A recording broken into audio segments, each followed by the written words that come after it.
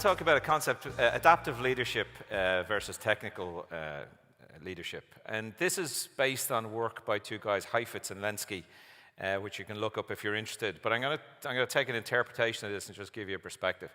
And it might seem strange to talk about adaptive leadership in a technical world at a conference where we're talking about STEM.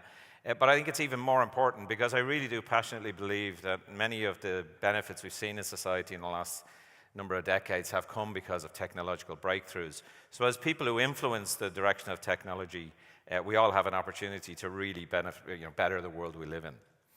So adaptive versus technical. So it's a pretty simple concept. If you have first of all, actually, we're trained from birth to see things as technical problems and to solve them with a technical answer.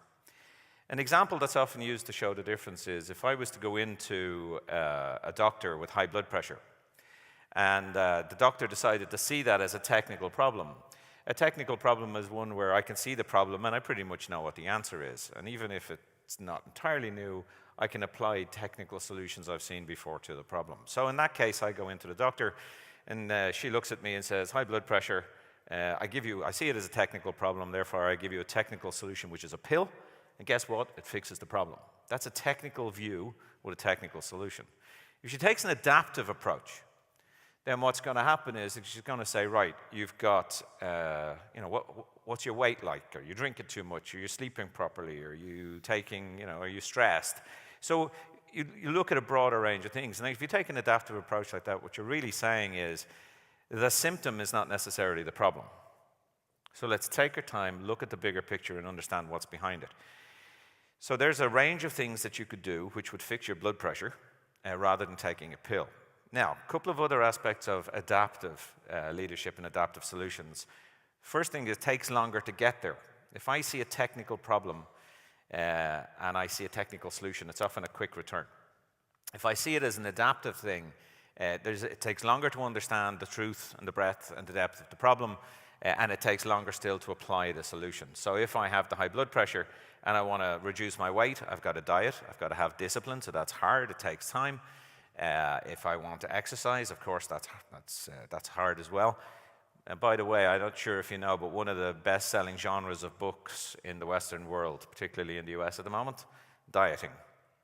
Diet books, right? But we all know the secret to losing weight. It's eat less, move more. It's not really that hard, right? But what makes it, the reason the books get bought is, we know what it takes to do it, even if it takes a few things and it's adaptive, but it's hard to do, right? And the same with any adaptive problem. So take that and you say, all right, well, why don't we see everything as an adaptive problem? And the reason, I think, starts with the fact that we're trained from birth to see everything as a technical problem. Many people in the room have children. All right, quite a few, right? If you haven't got children, you've probably sat beside small children at some point. You know the pegboard? When you see a kid with a pegboard and they're putting a square peg in a square hole, or they're putting the sheep in the sheep-shaped hole. When a kid is doing that, right?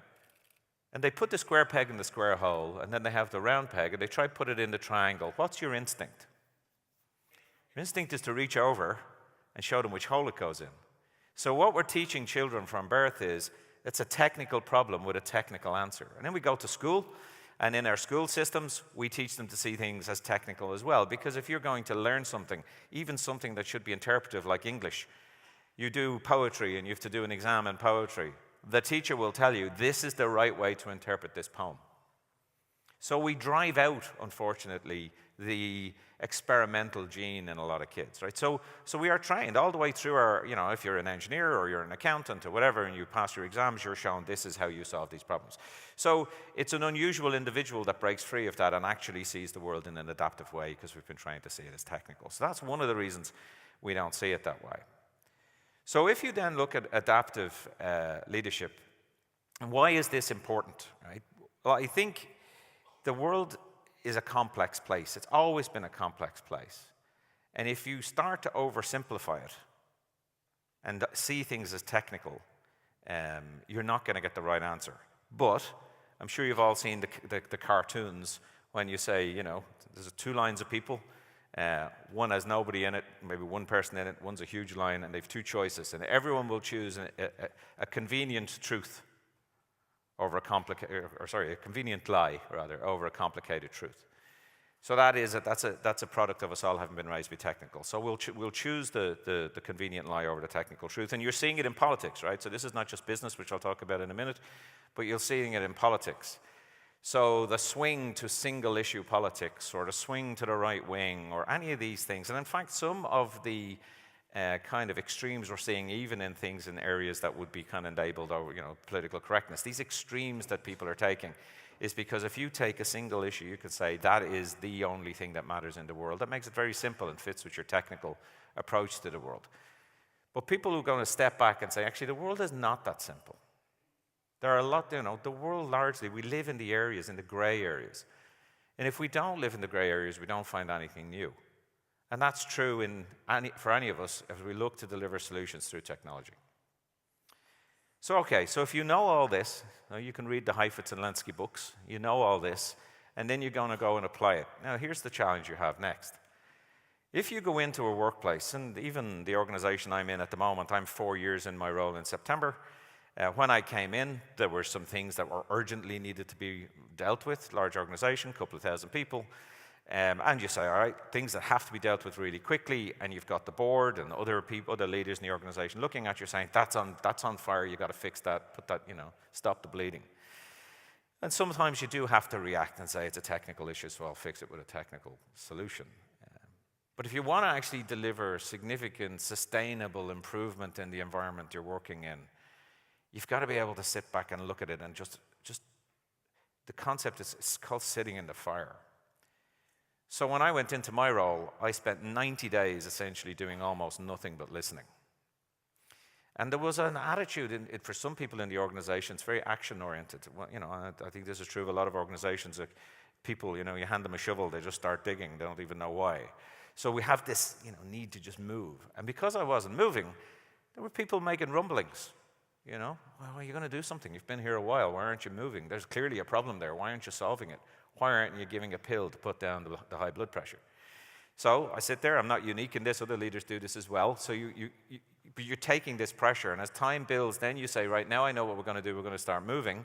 You get a plan, but I laid out a 3-year plan in November of 2015.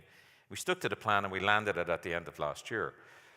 But all the way along, there's this sense in the organization, and this is what you'll get in society as well as they look at governments, is they want it to go faster. Why can't it be faster? I can see there needs to be a fix in that thing. I know how to fix the health service. I've got that idea. If I do that thing, it'll fix the health service, or it'll fix the transport system, or it'll fix whatever it is.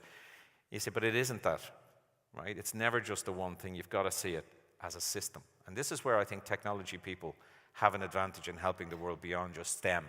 Because if you're good at what you do, if you're in STEM, you will see everything as a system. So if you let yourself take the time to do that, you can see society as a system, and you can debug it, basically.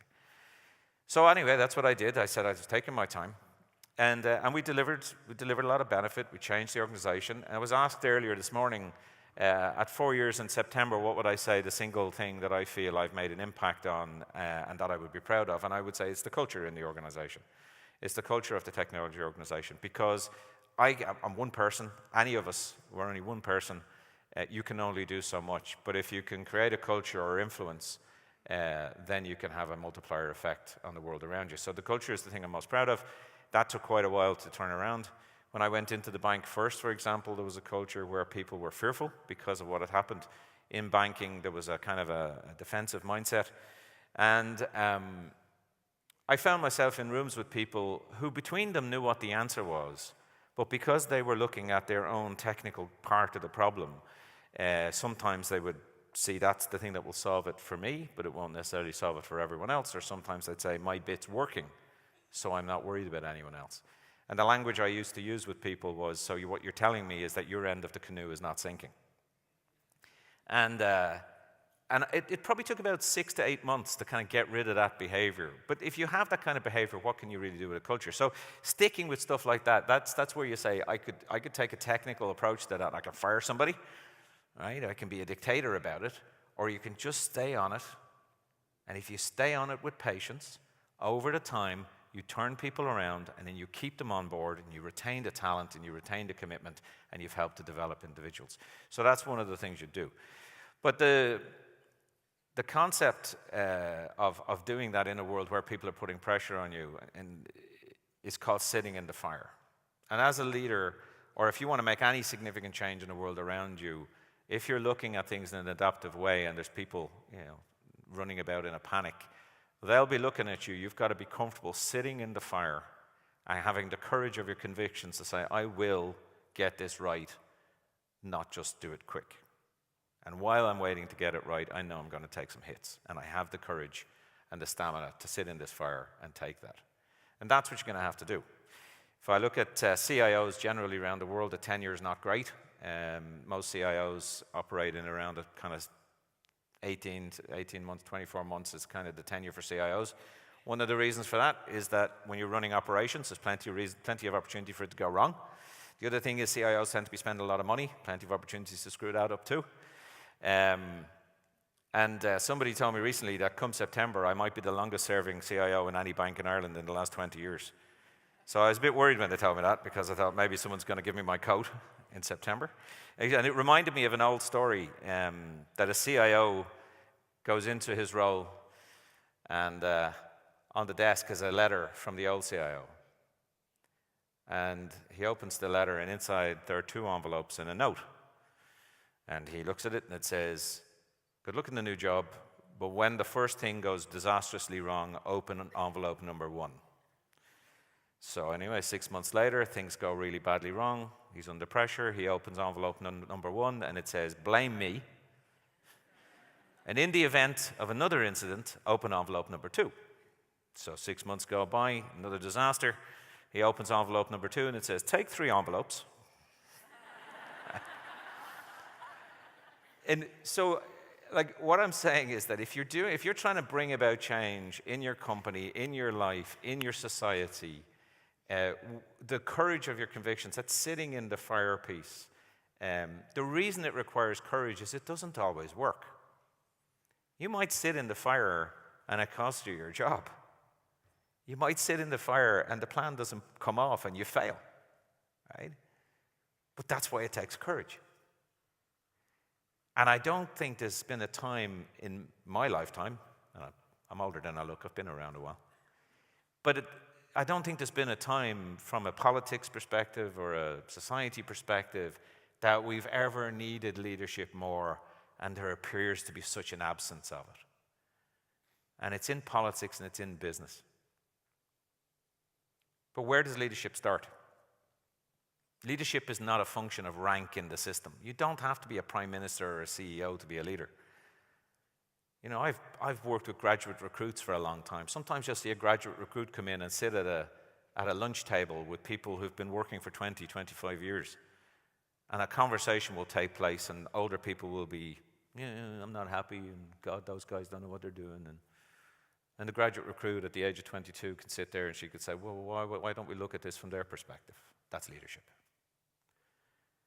There's tragically, from the Second World War in the Japanese prison camps, they kept meticulous records. If anybody here is a psychologist, these are the kind of experiments you would never be allowed to do. But they observed the people in the prison camps, and let's say the British soldiers who were in the prison camps, and what they observed was who the leaders were. And the leaders wasn't necessarily about rank, it was who did the prisoners go to when they wanted arbitration. Who did they go to when they thought that the person that they would talk to would take a full view of what was happening, take a rounded perspective, and come to something that really made sense, as opposed to someone who would see the thing, the technical thing, and react. Right? So those were the leaders that they went to. And consistently across the camps, it worked out to be about 8%. 8% of the people. And tragically, they found that if they killed those people, they could halve the number of guards on the camp, just by removing the leadership. That's how important it is. And for everyone in this room working in STEM, you all have an opportunity, really believe this, to shape the world around you. And it starts with one. You just have to have the courage to stand up.